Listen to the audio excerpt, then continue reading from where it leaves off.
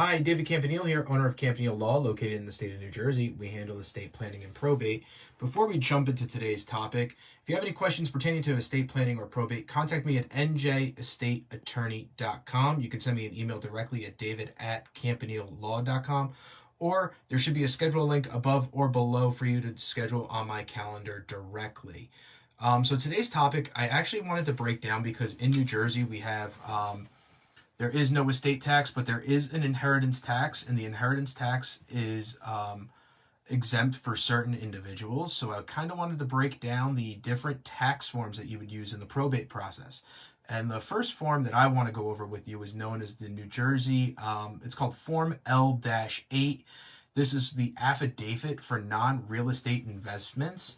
That was probably a really big mouthful right now, but what can this form be used for?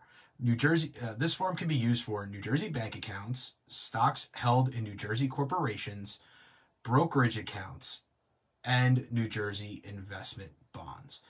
If you are looking for the real estate form, that is going to be Form L-9. I will make another video about that form. Do not worry.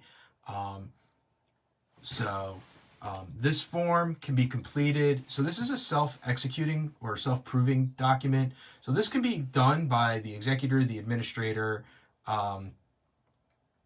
or one of the beneficiaries if they are deemed a Class A beneficiary.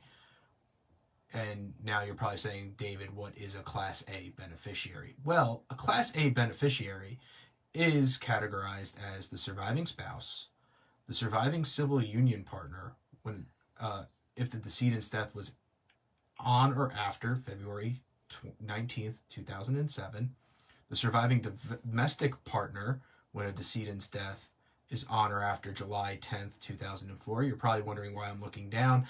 I forgot my stand today and I can't find it, so I'm holding my phone today, so I apologize. This could also include the child, stepchild, legally adopted child, or issue of any child or legally adopted child. This can include your grandchildren and a great-grandchild, but not a step-grandchild or a step-great-grandchild. It can also include the parent and or grandparent. So those are the people that would qualify for use of this form. Now, what are we really doing here? In this form, you're going to fill out basically who are the eligible beneficiaries. You name all. You would check off all the boxes that apply. Then you're going to ask if they're how the assets were received. If that's going to be through succession, the beneficiary succeeded. Then there's a trust disclaimer. If any of these portions of the proceeds of the assets are going to be placed into a trust, any or part of them. If the answer is yes to this, then you cannot use this form. So the answer would be no. Then we're going to go into the estate tax. So in New Jersey, the estate tax was actually got done away with back in January of 2018. So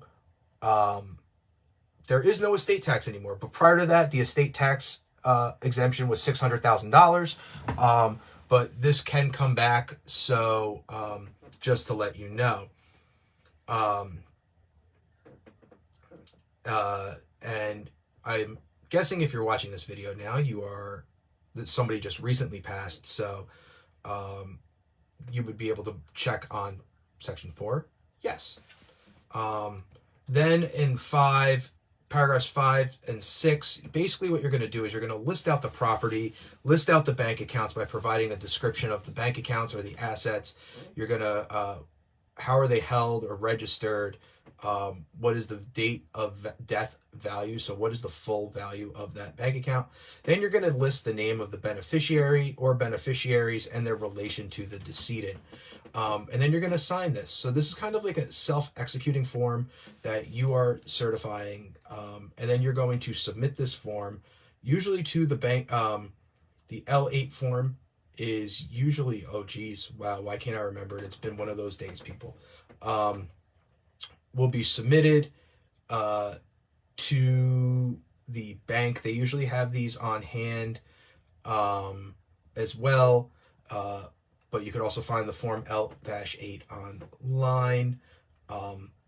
So I hope you found this video helpful. If you have any questions pertaining to this topic or any other topic in estate planning or probate, please do not hesitate to contact me at njestateattorney.com. You can send me an email directly at david@campanilelaw.com, or you can probably schedule above or below directly on my calendar to schedule a free consultation with me. As always, my name is David Campanile. I'm the owner of Campanile Law, located in the state of New Jersey.